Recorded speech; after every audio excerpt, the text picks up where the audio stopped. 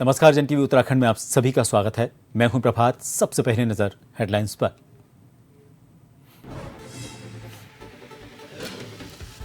देहरादून में भारतीय मानक ब्यूरो का कार्यक्रम सीएम पुष्कर सिंह धामी ने की शिरकत। बोले, विकसित भारत संकल्प के लिए बीआईएस की भूमिका अहम।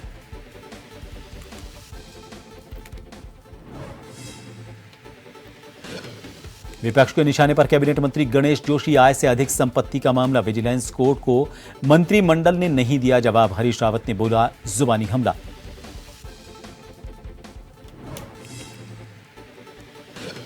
जोशीमठ में भूस्खलन, मलबा आने से दहशत। हेलंग मारवाड़ी बाईपास निर्माण के दौरान घटना, कोई हताहत नहीं।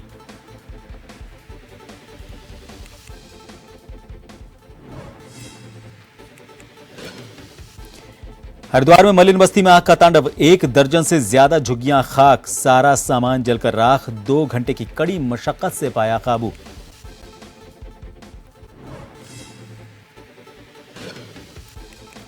और वन पंचायत सरपंचों का देहरादून में प्रदर्शन, अधिकार ग्राम प्रधानों को देने का विरोध।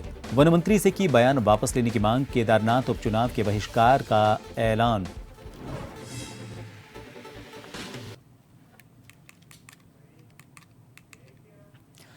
हिमालयन सांस्कृतिक केंद्र में भारतीय मानक ब्यूरो की तरफ से आयोजित विश्व मानक दिवस कार्यक्रम में सीएम पुष्कर सिंह धामी ने शिरकत की।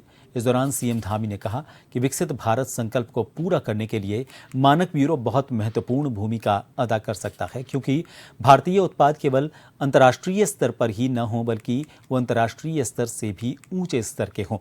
इसमें सिर्फ मानक ब्यूरो ही महत्वपूर्ण भूमिका निभा सकता है।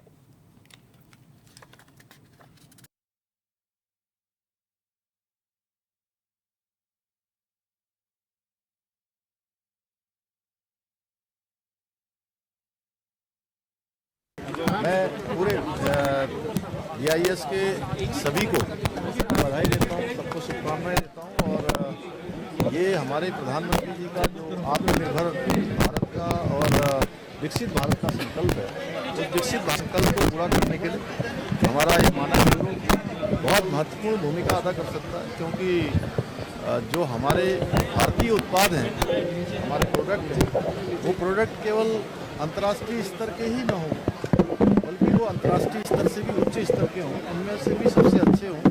तो उसमें सबसे महत्वपूर्ण भूमिका अगर कोई निभा सकता है तो भारतीय मानक ब्यूरो ही निभा सकता है। इसलिए हमको अपने सभी उत्पाद और सभी प्रकार के जितनी प्रकार की गतिविधियां हैं, हमारे सरकारी डिपार्टमेंट हैं, अन्य कृषि के क्षेत्र में, अन्य क्षेत्रों में, प्रशासन के क्षेत्र में, इनका उपयोग करना चाहिए और अच्छे से अच्छे स्टैंडर्ड हमको बनाने चाहिए।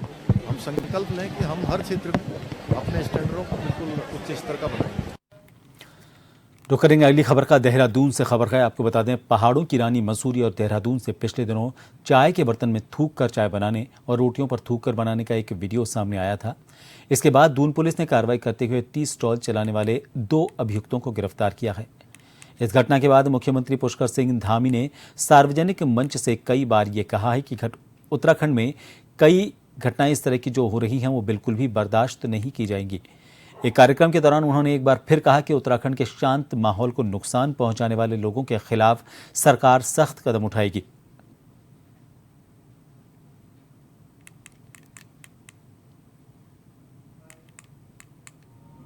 देवभूमि उत्तराखंड का जो मूल स्वरूप है, वो मूल स्वरूप बना रहना चाहिए। यहाँ के लिए लोगों का पूरे देश के अंदर और दुनिया के अंदर एक अलग स्थान है।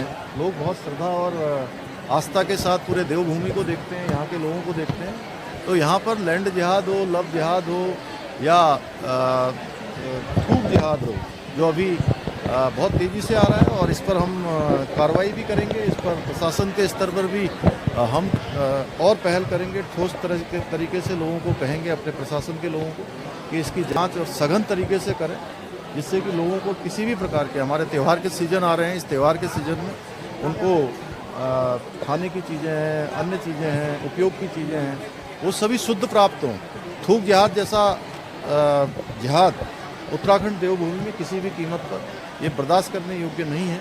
इसलिए हमने कहा है कि थूक जिहाद हो, लैंड जिहाद हो या अन्य प्रकार का जो भी जिहाद है, वो देवभूमि के लिए बिल्कुल भी स्वीकार करने योग्य नहीं है।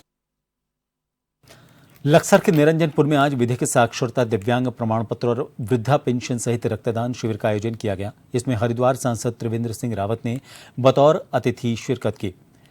त्रिवेंद्र सिंह रावत ने कहा कि बीजेपी सरकार लोगों के लिए कई जन कल्याणकारी योजनाएं चला रही है, जो लोगों के लिए लगातार लाभान्वित हो रही हैं। आम आदमी इन योजनाओं से फायदा उठा रहा है। उन्होंने कहा कि बीजेपी सरकार वो सरकार है जो आखिरी छोर तक विकास करने में लगी है।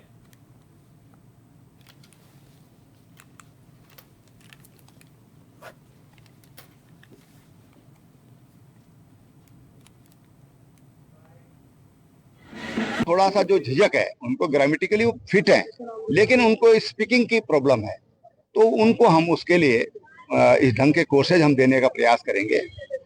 ये हमारा, इसलिए मैंने कहा कि हम शिक्षा पर खर्च करेंगे। बच्चों की झिझक, सबसे पहली जो झिझक है, इस झिझक के कारण हमारे बच्चे पिछड़ जाते हैं, तो झिझक उनकी दूर हो, कैसे बातचीत करनी है, हम कहीं पर जा रहे हैं, तो इस तरह का हम उनको प्रशिक्षण देने की कोशिश करेंगे। भारतीय जनता पार्टी के कार्यकर्ताओं ने आज कर्णप्रयाग विकासखंड सभागार में भारतीय जनता पार्टी सक्रिय सदस्यता अभियान की कार्यशाला की। इस कार्यशाला में जनपद चमोली के सभी मंडलों के मंडल अध्यक्ष, मंडल महामंत्री और मंडल के सक्रिय सदस्यता अभियान संयोजक और जिले के सभी पदाधिकारी मौजूद रहे। कार्यशाला को संबोधित करते हुए भाजपा जिलाध्यक्ष रमेश मैखुरी ने कहा कि सभी कार्यकर्ताओं ने प्राथमिक सदस्यता अभियान में बहुत मेहनत की। इसके बूते हम राज्य में 5वें स्थान पर रहे हैं। उन्होंने कहा कि आम जनता ने भाजपा से जुड़ने में रुचि दिखाई है।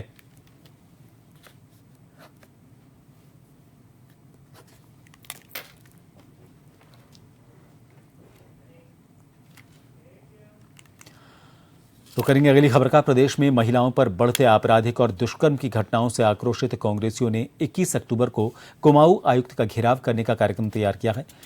आज सितारगंज पहुंचे जिलाध्यक्ष हिमांशु गाबा ने बताया कि 21 अक्टूबर को नैनीताल में नेता प्रतिपक्ष यशपाल आर्य के नेतृत्व में कांग्रेस कुमाऊं आयुक्त का घेराव करने जा रही है। इस संदर्भ में वो जिला भ्रमण पर है। बताया कि वो नानकमत्ता, खटीमा, काशीपुर, जसपुर में पार्टी कार्यकर्ताओं के साथ बैठक कर प्रस्तावित कार्यक्रम की रणनीति पर चर्चा करेंगे।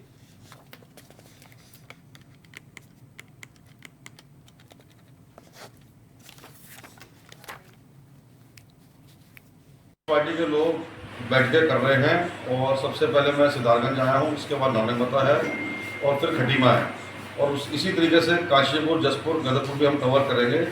जिस तरीके से उधम सिंह नगर में कार्यक्रम हुआ था जिलाधिकारी कूच का और उसके बाद फिर हल्द्वानी हुआ कार्यक्रम, उसी को लेकर कांग्रेस पार्टी कमिश्नर का घेराव करने जा रही है 21 तारीख को, जिसमें भारी संख्या में कार्यकर्ता उधम सिंह नगर से भी पहुँचेंगे। उसी को लेकर हम लोग बैठ के कर रहे हैं, क्योंकि ये सरकार पूरी तरीके से विफल हो चुकी है। ये अंधी लूली लंगड़ी सरकार है। आज इस प्रदेश का बहुत बुरा हाल है, कानून व्यवस्था चौपट हो चुकी है, बलात्कार के मामले दिन पर दिन बढ़ते जा रहे हैं। जितनी हमारी उधम सिंह नगर में बेशकीमती जमीनें हैं, सबको बेचा जा रहा है। खनन का बुरा हाल है, ओवरलोडिंग का बुरा हाल है, रोज इतनी मौतें हो रही हैं। हर तरीके से सरकार फेल हो चुकी है। किसानों की हम बात करें, दुगनी आय की हम बात करते थे, आज किसान परेशान हैं। उत्तराखंड राज्य के युवाओं में हुनर की कमी नहीं है, बस जरूरत है तो उस हुनर को पहचानने की। उत्तराखंड के युवा आज हर क्षेत्र में अपने हुनर का लोहा मनवा रहे हैं। ताज़ा उदाहरण उत्तराखंड के एक युवा प्रियांशु पवार का है। प्रियांशु पवार ने अपनी मेहनत और क्रिकेट में अपने जुनून के चलते उत्तराखंड स्टेट क्रिकेट टीम में बतौर बल्लेबाज शानदार प्रदर्शन किया और हैदराबाद में हुए मैच में प्रियांशु पवार की वजह से उत्तराखंड की क्रिकेट टीम 5 में से 4 मैच जीतने में कामयाब रही। प्रियांशु पवार की शानदार बल्लेबाजी से जहां परिवार में खुशी की लहर है, वहीं डोईवाला पूर्व सैनिक संगठन ने प्रियांशु पवार के डोईवाला पहुंचने पर फूल मालाओं से स्वागत करते हुए उन्हें बधाई दी।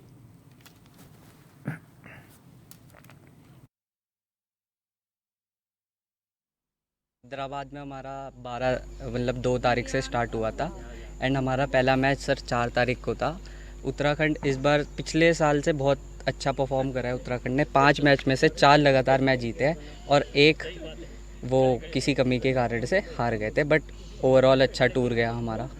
पूरे कितने स्टेटों की टीम ने प्रतिभाग किया था? सर सारे ही मतलब 5-6 पूल बने हुए थे एंड हर पूल पे टीम थी, 6 टीमें थी एंड हर टीम के साथ एक मैच था, तो हर एक टीम का 5 मैचेस थे सर। बच्चे का हुनर है और मैं बताना चाहूँगा कि मेरा ये बच्चा जो प्रियांशु था वो बहुत छोटे से पहले इसने 3rd क्लास में सेंट थॉमस में पढ़ता था, तो उस समय इसने बोला मेरे को एकेडमी डाल दो। तो मैंने यार एकेडमी क्यों डालना है आपको, ऐसा मुझे पता नहीं, लेकिन जब अंडर 14 के लिए गया हल्द्वानी में, जब मैंने उसका थोड़ा हुनर देखा तो तब मुझे लगा कि इसमें क्रिकेट का थोड़ा जुनून है और टैलेंट है। तो मैंने जो है फिर जो है इसको एकेडमी में डाला है और मैं पिछले 2020 में ये एकेडमी खोली। उससे पहले मैं चाहता था कि मैं बहुत बड़े लेवल पे बच्चे को बहुत बड़ी एकेडमी में नहीं करवा सकता था। मैं एक सोचता था कि छोटी सी एकेडमी एक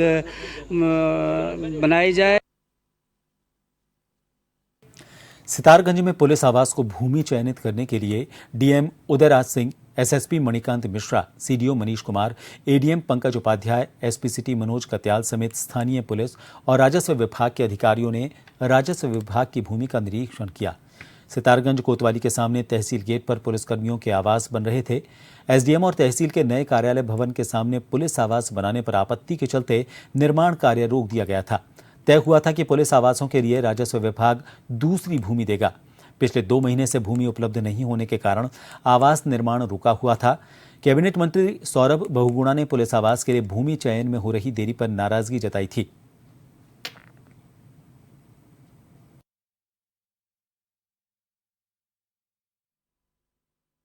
एसएसपी साहब साथ में एडीएम साहब और एसपी सिटी साहब सब साथ में हैं और हम लोगों ने ये आज प्लान किया कि जो अगला फ्यूचर डेवलपमेंट है ऑफिसेज का, रेजिडेंस का, तहसील का या पुलिस का, उसके लिए जो लैंड दी जाए वो सुटेबल लैंड दी जाए। साथ ही साथ जो सबसे बड़ा उद्देश्य है कि तहसील एक बड़ा ही कह लीजिए कि ऐसा कैंपस होता है, ऑफिस होता है जहाँ हर आदमी आता है, गरीब से गरीब आता है और बड़ा से बड़ा आदमी भी आता है। भीड़ लगती है, वहाँ अधिवक्ता भी बैठते हैं, हर तरह के लोग आते हैं। तो ज़मीन बिल्डिंग बन गई लेकिन उसके सामने ज़मीन नहीं है, वो भी इस तहसील के लिए ठीक न लगता। तो ये सारे बिंदुओं को देखने के बाद हम लोगों ने तय किया खुद निरीक्षण कर लें कि आने वाली जनता, सब रजिस्ट्रार ऑफिस, ट्रेजरी, कैसे हम सबको व्यवस्थित कर पाएंगे। एक छोटे से ब्रेक के लिए यहां रुकेंगे, बने रहिए जन टीवी पर।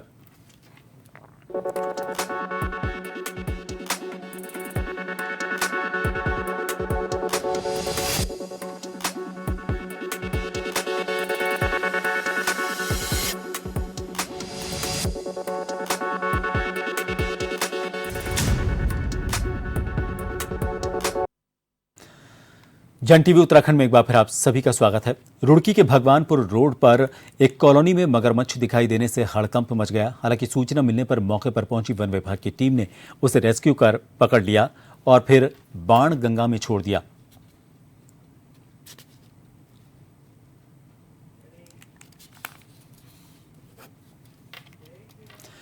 काशीपुर में आज मानपुर रोड पर अग्रकुल भूषण श्री 1008 महाराजा अग्रसेन की जयंती के शुभ अवसर पर अग्रवाल सभा समिति काशीपुर की ओर से 15 अक्टूबर की रात 8 बजे रामलीला मैदान में एक कार्यक्रम आयोजित किया जाएगा।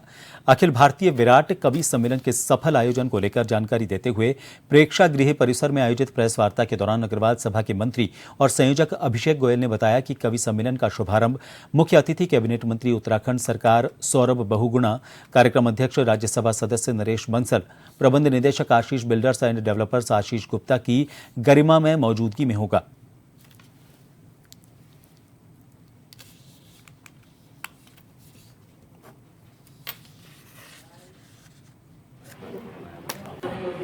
महाराजा अग्रसेन जी के जन्मोत्सव के रूप में ये अखिल भारतीय स्तर का एक कवि सम्मेलन हम लोग कर रहे हैं और तैयारियां पूर्ण रूप से बहुत अच्छी हैं, भव्य है।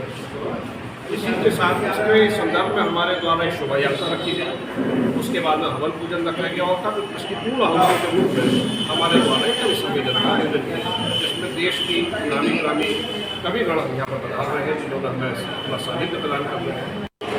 कल 15 अक्टूबर को श्री अग्रवाल सभा काशीपुर के द्वारा आयोजित विराट कवि सम्मेलन का आयोजन किया गया है, जो रात्रि 8 बजे से काशीपुर रामलीला मैदान के भव्य रंगमंच पर रात्रि 8 बजे से प्रारंभ होगा, जिसमें देश के वरिष्ठ कवि काशीपुर उपस्थित रहेंगे। तो मेरा इसी बात को लेकर हमने आज पत्रकार वार्ता आयोजित किया है। उधम सिंह नगर जिले के किच्छा में कांग्रेस विधायक तिलकराज बेहड़ के नेतृत्व में प्रीपेड मीटर के खिलाफ जोरदार प्रदर्शन किया गया। सैकड़ों कांग्रेसियों ने विशाल जुलूस निकाला। किच्छा के रोडवेज बस स्टैंड पर सैकड़ों कांग्रेसी इकट्ठा हुए। कांग्रेस विधायक के नेतृत्व में नारेबाजी करते हुए मुख्य बाजार, महाराणा प्रताप चौक, दीनदयाल चौक, रुद्रपुर मार्ग होते हुए विद्युत कार्यालय पहुंचे। जुलूस की शक्ल में विद्युत कार्यालय पहुंचकर कांग्रेस विधायक बेहड़ ने विद्युत अधिकारियों को ज्ञापन देकर प्रीपेड मीटर का विरोध किया।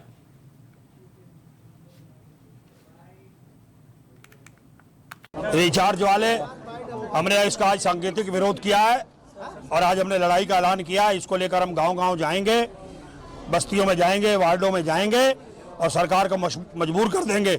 हम प्रीपेड मीटर नहीं लगने देंगे। किसी भी सूरत में हमें आवश्यकता पड़ेगी तो हम किच्छा का बाजार बंद करेंगे, चारों तरफ से जाम लगाएंगे। हम किसी भी सूरत में इसको स्वीकार नहीं करेंगे।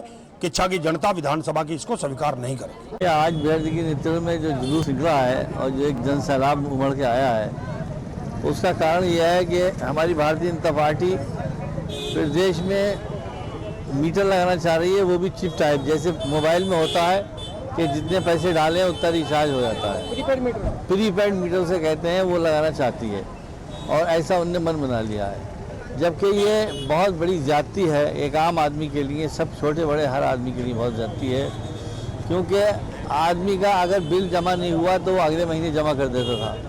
अब तो जैसे प्रीपेड मीटर लगेगा और उसके खाते में पैसा नहीं होगा, लाइट चली जाएगी, उसके घर में अंधेरा हो जाएगा। तो आज हम लोगों ने सबने मिलके बेहड़ साहब के साथ कंधे से कंधा मिला के चले और उसमें उनका साथ देकर उसका विरोध किया है कि भारतीय जनता पार्टी ऐसा ना करे।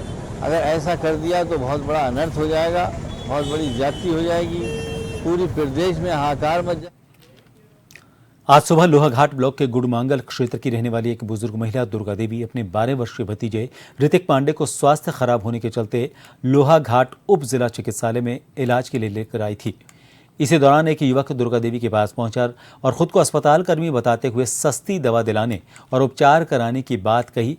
ठग के झांसे में आ गई दुर्गा देवी ने बताया कि ठग ने उनसे 2 बार में 1150 रुपये लिए और लापता हो गया। ठगी का एहसास होने पर महिला ने चिकित्सा अधीक्षक डॉक्टर सोनाली मंडल से शिकायत की। चिकित्सा अधीक्षक के द्वारा तत्काल लोहाघाट पुलिस को घटना की सूचना दी गई। सूचना पर पुलिस अस्पताल पहुंची और सीसीटीवी फुटेज खंगाले। सीसीटीवी में ठग अस्पताल के वार्डों और अस्पताल परिसर में घूमता हुआ और कई लोगों से बात करता हुआ दिखाई दिया।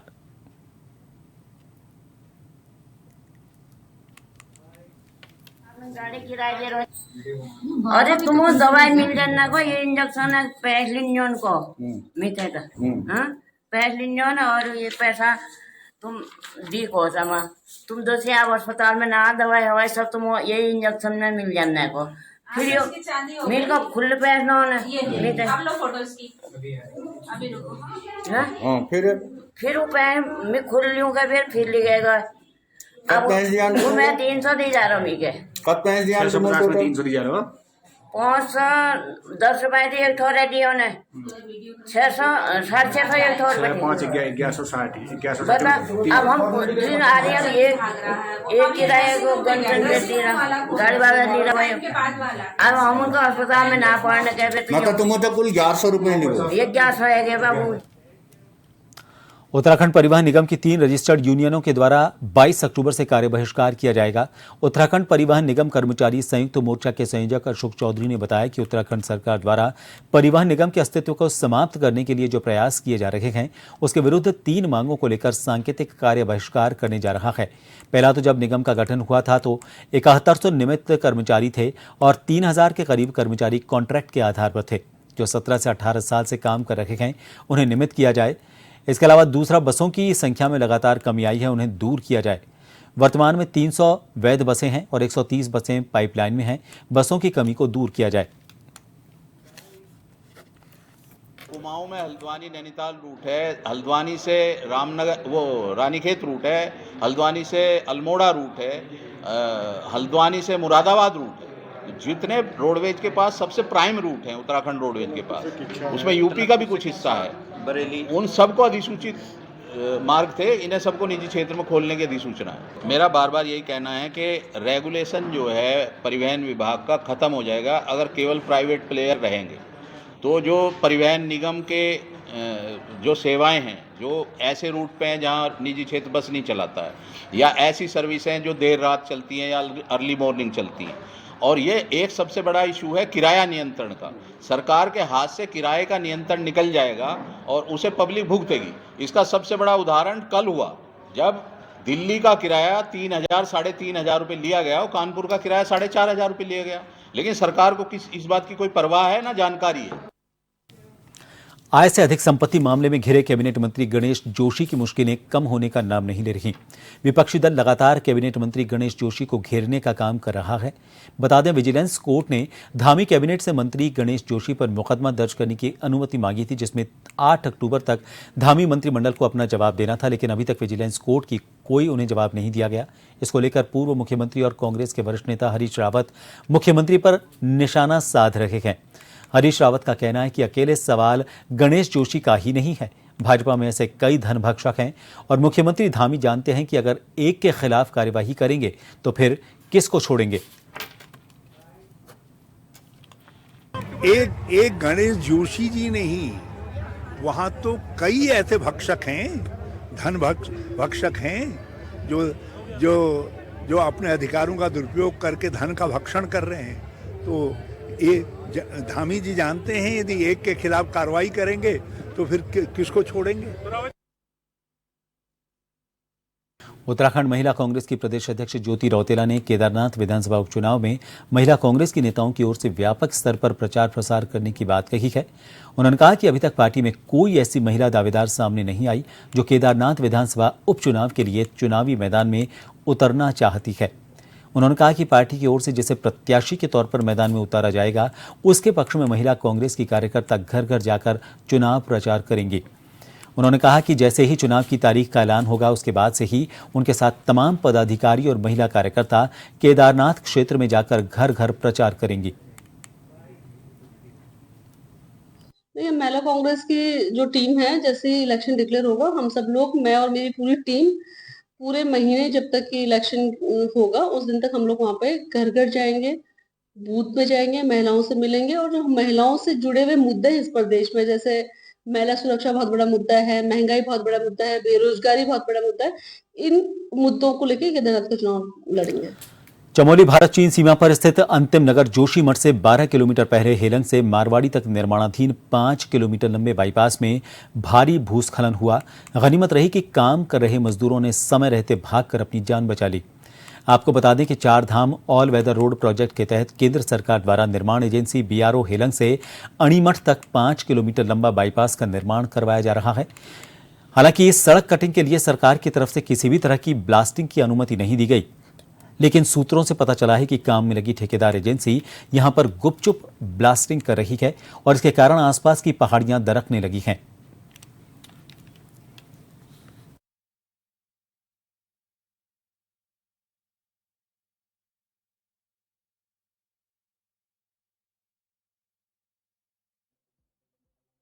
साथ फिलहाल के लिए जन टीवी उत्तराखंड में इतना ही।